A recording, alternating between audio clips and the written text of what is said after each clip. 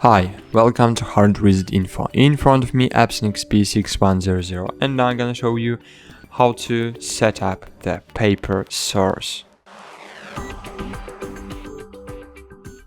Sometimes you need to set up the paper source to the default tray of paper source for printing to ensure the correct media is used for your jobs.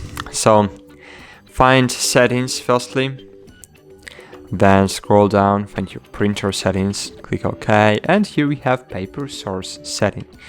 Click OK, and here we have on this printer we have two cassettes, and as you can see on cassette 1 we have small paper sizes, and on cassette 2 we have plain paper, or we can change type of paper size in first and in second one cassettes.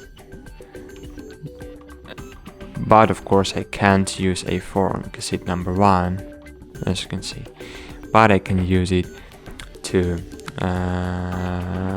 but I can use A4 plain paper in cassette number 2. So that's it. Thanks for watching, like this video, subscribe to our channel, and bye. See you.